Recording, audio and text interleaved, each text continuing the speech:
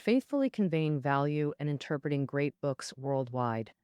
Hello, this is Sally's Book Talk. Today we're introducing the book, A History of Western Art. Every Thursday evening, Room 101 in the second teaching building of Peking University is packed to capacity.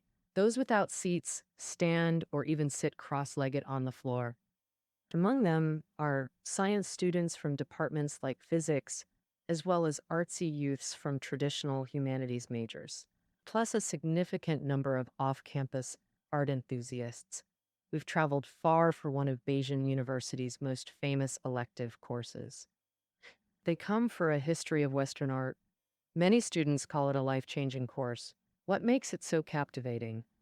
The history of Western art we're introducing serves as both the textbook for this course and the work of its lead instructor, Ding Ning, one of his representative works. Ding Ning is a professor of Western art history at Peking University. This book was primarily compiled from his lecture notes. Thus, it's aimed at beginners and quite accessible. Its greatest strength lies not in grand narratives or novel theories, but in interpreting Western art history through fascinating background stories and visual analyses. When we discuss Western art history, we're mainly covering the timeline of European art, spanning from the 7th century BC to just before YYW in the 20th century. We'll explore this journey through the evolving status of artists. Before we begin, ponder this. Who's the earliest Western artist you can recall? Many might name Da Vinci or Michelangelo, but these Renaissance artists flourished during China's Ming Dynasty era. This makes us wonder, during that vast pre-Renaissance history, was there truly no art or artists? Certainly not. Pre-Common Era Greece produced magnificent statues crafted by masters, so artists existed before the Renaissance, but most remained anonymous. Why? Let's hold that question and first examine the Renaissance. What characterized Western art before then? The Renaissance. Pre-Renaissance Western art comprises three phases: ancient Greek, ancient Roman, and medieval art. Ancient Greek art spanned from about the 7th century BC to the 4th century BC. One key word to sum it up is ideal beauty. What is ideal beauty? Simply put, it's an imagining of the highest form of beauty. That sounds a bit abstract. Let's take an example. On the Acropolis in Athens, there's an ancient building called the Parthenon. Its construction time roughly coincides with China's spring and autumn and warring states periods. Originally, it was a temple for ancient Greeks to worship their guardian goddess, Athena. This temple has a meticulous mathematical design. Its floor plan is a rectangle that fits the golden ratio, making the whole structure orderly, rectilinear, and minimalist. This actually reflects the first aspect of how ancient Greeks viewed ideal beauty. In their view, ideal beauty is tied to mathematics and proportion. For instance, the concept of a 7-head tall beauty that we often mention today comes from ancient Greece. Ancient Greek sculptors believed the perfect proportion for the human body was a 7-to-1 ratio between body and head. They believed beauty is linked to mathematics and can be quantified. The second aspect of ideal beauty for ancient Greeks is emotional restraint. Many people's impression of ancient Greek sculptures is just a bunch of pale, naked bodies. If we shift our gaze from the muscles to their faces, we'll notice that the expressions on ancient Greek sculptures are usually very calm. This isn't because Greeks had expressionless faces or because the sculptors lacked skill. Ancient Greeks thought ideal beauty involved emotional restraint. A classic example is the famous Greek sculpture of Laocoon. This sculpture captures the moment in the Trojan War when this sculpture captures the moment in the Trojan War when Laocoon is, because when a person roars in pain, they open their mouth wide, which isn't aesthetically pleasing. For the sake of beauty, the character's emotions must be restrained to make them appear more elegant. So ancient Greek art wasn't about realistically recreating life, but creating based on their understanding of ideal beauty. And People often think beauty is emotional, but ancient Greeks believed beauty is closer to rationality as it requires rational mathematical thinking and rational emotional restraint. In the 4th century BC, after ancient Greece declined, the Romans gradually conquered the Mediterranean region through force, religion, and law. Around the 1st century AD, it became an empire spanning 3 continents: Asia, Europe, and Africa. The ancient Roman culture was deeply influenced by ancient Greece, but Roman art has its own characteristics, especially in sculpture and architecture. Next, we'll talk about the art of ancient Rome. Ancient Greeks pursued ideal beauty, while ancient Romans pursued realism and grandeur. Realism refers to the authenticity in sculpture, tied to their tradition. Roman sculptures were quite realistic. Romans made death masks by creating molds of the deceased face with wax or plaster, so the resulting images were very lifelike. Additionally, ancient Roman sculpture emphasized commemorative value. Many were commissioned by nobles and rulers who wanted to portray themselves as grand, so sculptures realistically depicted their appearances while exaggerating their majestic aspects. Another characteristic of ancient Roman art is grandeur, specifically in its architecture. When people think of ancient Roman architecture, many recall the Colosseum. So, taking the Roman Colosseum as an example, what features of ancient Roman architecture can we observe? First, unlike the straight line style of ancient Greek temples, ancient Roman architecture used curves, like the Colosseum's elliptical ground plan. Additionally, ancient Roman architecture began using semicircular arches, adding arches over door frames. The Colosseum has 4 levels, with the bottom free featuring continuous arches. Ancient Roman architecture used not only marble but also concrete. The use of concrete is considered key to the grandeur of ancient Roman architecture because concrete is more malleable, enabling construction of structurally complex, large-scale buildings. Compared to the ancient Greek pursuit of ideal beauty, Romans emphasized practicality and commemorative value more. Most of their sculptures and architecture served practical purposes. Romans wanted art to provide convenience and enjoyment, and to promote strength and honor. In AD 476, the Western Roman Empire fell, and Europe entered the 1,000-year-long Middle Ages. When mentioning the Middle Ages, you might immediately think of the Christian church and cathedrals. That's right. During this historical period, the Christian church dominated secular society. Art became a tool for promoting Christian doctrine. Christian churches and their interior decorations were the most significant aspect of medieval art. So we'll primarily discuss medieval Christian art. Throughout this millennium, the key word for art was sacred. Like on social media, we often see friends sharing photos from European trips, with Christian churches being the most popular photo spots. Most of these churches were built during the Middle Ages and generally fall into 2 architectural styles. The first is Romanesque churches. As the name suggests, their basic form derives from ancient Rome, using large stone blocks for walls, which provided structural support. To bear weight, their windows were narrow and small, with thick columns making the entire church appear massive. Italy's Pisa Cathedral is a classic Romanesque example. These churches often featured mosaics, artworks made by shaping colored stone pieces and embedding them into walls. This technique was complex, sometimes incorporating gold leaf, making it expensive. But these mosaics offered striking decorative qualities. For believers, they glorified God. For secular rulers, they showcased power. Beyond Romanesque, the second major style is Gothic churches. Gothic was originally a derogatory term. Italians used it to mock German architecture, and it remains commonly used today. For instance, Gothic heavy metal music and fashion refer to darker cultural aesthetics. But Gothic churches aren't dark. They're luminous, like jewelry boxes, due to extensive lighting. How was this achieved? Unlike Romanesque's heavy structures, Gothic designers used mechanics and architecture to reduce wall weight. For example, through flying buttresses and pointed arches. This made churches appear lighter while allowing large windows for abundant light. When discussing Gothic churches, we must mention stained glass windows, which, like Romanesque mosaics, primarily depict Christian figures and biblical stories. It conveyed religious doctrines and stories through vivid imagery to illiterate people.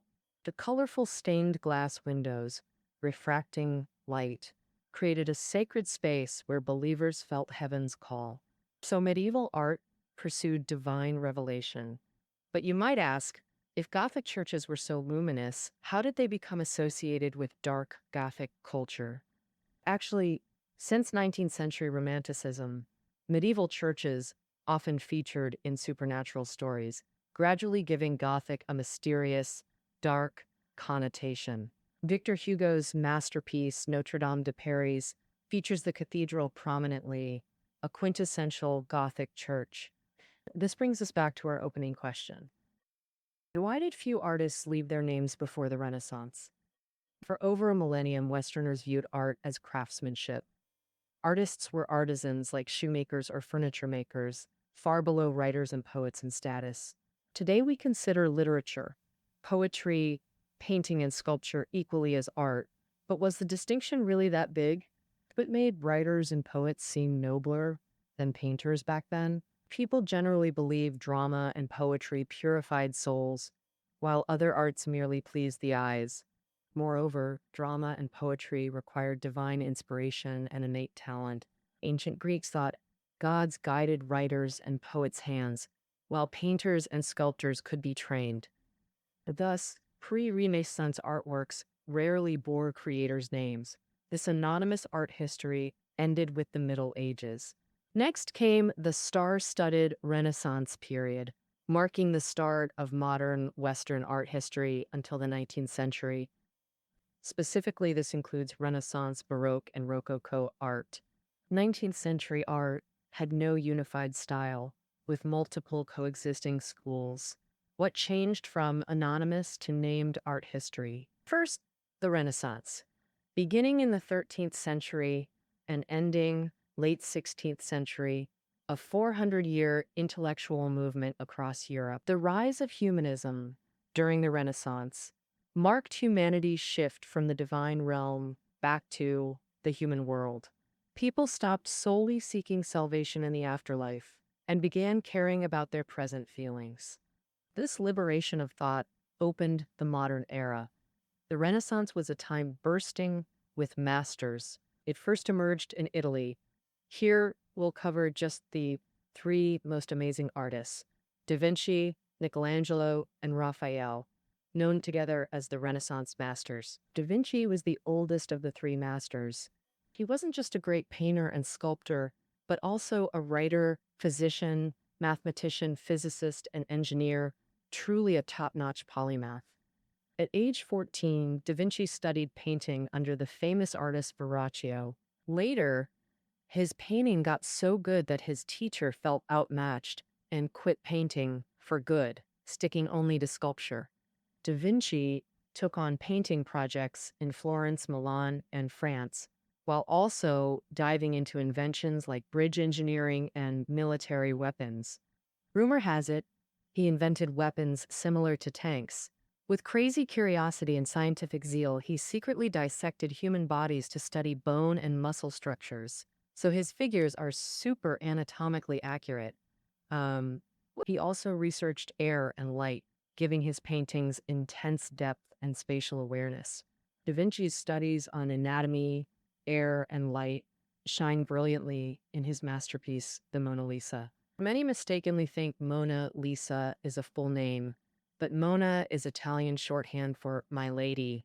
In other words, Mona Lisa actually means Lady Lisa. There's lots of talk about this painting. Some say it's the wife of a Florentine merchant. Others say it's Da Vinci's memory of his mom, or even that the Mona Lisa is his self-portrait. This painting also birthed a special term. Mona Lisa's smile means that from any angle, she seems to be smiling right at you. This is because he used the sfumato technique in his painting. Sfumato comes from fumo, meaning smoke. It's also called the mist technique. This technique makes things look like they're wrapped in a thin haze, all dreamy and soft. It's said Da Vinci invented this while learning to paint eggs in Verrocchio's workshop. On the Mona Lisa, her eye corners and mouth, treated this way, appear elusive and subtle. Art historian Vasari said of the Mona Lisa's smile, "It seems not made by human hands, but true art created by God." Da Vinci was a master of facial expressions. Beyond smiles, he excelled at depicting fear, surprise, anger, and more. His other masterpiece, The Last Supper, represents the culmination of his emotional portrayal. The Last Supper is a mural in the refectory of Milan's Santa Maria delle Grazie monastery. It's said Da Vinci often pondered deeply while creating The Last Supper, working very slowly. So the monastery priors secretly complained, accusing Da Vinci of idleness and laziness. Angered, Da Vinci modeled Judas, the betrayer of Christ, after the prior's appearance. This work depicts Jesus' final meal before his crucifixion. Earlier, Jesus' disciple Judas had betrayed his whereabouts to the Romans for 30 silver coins. At this supper, Jesus told the 12 disciples, "One of you will betray me." Da Vinci's mural captures everyone's instant reaction upon hearing this revelation. For each disciple, Da Vinci meticulously explored their psychological states and physical gestures. With different backgrounds and mindsets, each reacted uniquely to this shock. The work's greatness lies in this profound observation of human nature. Reportedly, an American drama school used this work as a stage performance model due to its perfect emotional handling. Da Vinci's works feel coolly objective, adopting a third-person perspective that blends scientific precision with aesthetic beauty. His paintings were deeply connected to his scientific research. Thus, his art was grounded in rigorous science. Air, light, skeletal structures, muscles, all adhering to scientific principles. If we had to choose one key word for Da Vinci's art, it would be science. In Florence, Da Vinci once faced off in an artistic duel with another master among the three greats. They painted murals on opposing walls of the same hall. This master was Michelangelo. Though this contest was canceled due to funding issues before completion. Considering Michelangelo was 23 years younger than Da Vinci, we can imagine how famous he already was at that time. So Michelangelo was also a versatile genius in architecture, sculpture, poetry, and painting. But he preferred being known as a sculptor. He even believed sculptors were nobler than painters because they could create humanity, liberating the human form from stone. His confidence was well-founded. His masterpiece, David, is an incredibly perfect work. The raw material was a rare block of marble. Because this stone was so enormous, many artists had attempted to carve it but couldn't master it. At 26, Michelangelo took on this tough challenge, choosing a biblical theme. It depicts young David from the Old Testament poised to strike down the giant Goliath with his sling. When completed, everyone was stunned. The sculpture was simply too perfect. People initially placed it before Florence's city hall. David's athletic physique and defensive courage became the model citizen and spiritual symbol of Florence. To protect this world-famous nude statue, Italians moved it to Florence's Accademia Gallery. A replica was then placed at the City Hall entrance. So if you visit Italy to see David, remember, don't go to the wrong spot. Beyond sculpture, Michelangelo created the astounding Sistine Chapel ceiling frescoes. This fresco spans over 1,000 square meters on the chapel's ceiling, equivalent to 3 basketball courts, completed solely by Michelangelo. He dismissed all assistants and painted over 300 sketches alone. Its content from the Old Testament depicts humanity's journey from creation to fall and redemption. For over 4 years, Michelangelo painted daily on scaffolds 10 meters high, craning his neck upward. Reportedly, this caused him to only look upward for extended periods afterward. Michelangelo's signature style featured hyper-athletic figures, both male and female, with robust bones and full muscles. Rumor says he used male models for female figures. In his later years, these powerful forms gained profound dramatic and tragic intensity because he believed the human body was God's most perfect creation. Michelangelo preferred depicting nudes. You can say Michelangelo's artistic keyword is grandeur. Da Vinci and Michelangelo, that legendary showdown happened in Florence in 1504. That year, a young man arrived there and witnessed both masters' brilliance firsthand. This young man was Raphael, the youngest of the three great masters. As they say, achieve fame while young. Raphael was exactly that kind of person, famous from his youth. Before turning 21, Raphael studied under painter Perugino and quickly became an independent artist. At 25, he accepted the Pope's invitation to Rome to oversee the Vatican's Stanza della Signatura fresco project. There, he completed his masterpiece, The School of Athens. In this fresco, Raphael depicted numerous ancient philosophers, mathematicians, astronomers, with Plato and Aristotle central. It's said Plato's likeness was modeled after Da Vinci, his right hand pointing skyward to signify Plato's focus on abstract theory.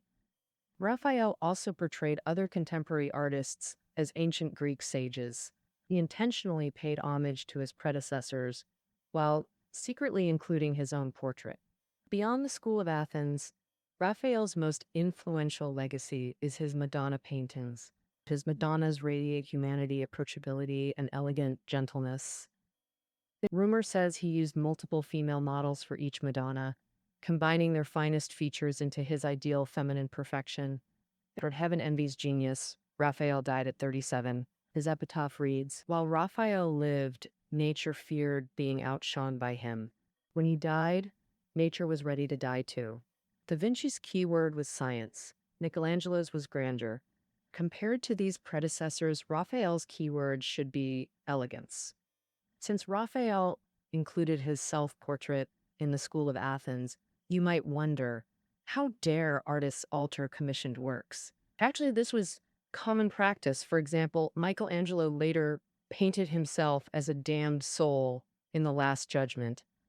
Moreover, artists began signing their paintings, clearly asserting their presence. We see Renaissance artists' self-awareness awakening. On one hand, their motivation was practical, attracting business. By showing who created the artwork, potential clients knew exactly whom to commission. On the other hand, these artists were often accomplished writers or scholars, mastering perspective, anatomy, and geometry. Figures like Da Vinci and Michelangelo weren't just painters or sculptors. They understood literature, poetry, science. Art transformed from manual labor to an intellectual pursuit requiring profound knowledge. But objectively, artists hadn't yet achieved full independence. In Italy, then, painters lacked their own guild and were classified with apothecaries since both handled pigments and materials. Despite some freedom, artists remained constrained by patrons. After all, they worked for pay and had to meet employers' demands. The Renaissance's intellectual liberation made people question the church's authority. In the early 16th century, Martin Luther led Germany's Reformation, soon followed across Europe, challenging Roman Church authority like never before. To reclaim followers, the Church launched the Counter-Reformation, including sponsoring grandiose Baroque art to reignite faith. Thus, the 17th century is often called the Baroque era. Next, we explore Baroque art defined by passion. Like Gothic, Baroque was initially derogatory, meaning irregular purl, as it pursued intense motion, exaggerated dynamism, power, and drama. Painter Rubens is hailed as the king of Baroque artists. His work, The Arrival of Marie de Medici, epitomizes Baroque style. It depicts the French queen's arrival from Italy. To emphasize the queen's nobility, Rubens incorporated elements of Greek mythology. Below we see Poseidon and his daughters. Above, Fame blows her trumpet, signifying sea and sky welcoming the queen, reflecting the era's preference for fuller figures. These muscular nude figures strike dramatic poses, energizing the entire scene. Such passionate art served both religious propaganda and aristocratic pleasure. Thus, Baroque flourished, with artists establishing workshops where apprentices learned while fulfilling commissions.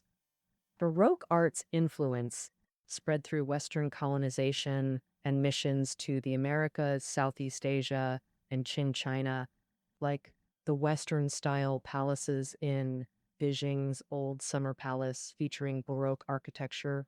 Colonial wealth boosted the bourgeoisie's social influence. Meanwhile, the aristocracy declined. By the 18th century, on Revolution's eve, nobles indulged in decadence as Baroque evolved into delicate Rococo, reflecting courtly hedonism. After Louis XIV's death, Louis XV and his mistress, Madame de Pompadour, became chief art patrons. Louis XV famously declared, "After me, the deluge." Seeking pleasure, they hosted lavish Parisian salons. Rococo art emerged to adorn these social spaces. Next, 18th century Rococo art. What characterized this period? In one word, delicacy. Rococo derives from French words for rock and shell. It encompassed interior design, architecture, painting, sculpture, ceramics, furniture, and fashion. Rococo featured slender, exquisite elegance with S-shaped and scroll ornaments. If Baroque was a robust man, Rococo was a sweet, soft maiden. In painting, Rococo style no longer expresses religious ideas, but focuses on romantic tales and social activities, depicting flirtatious content.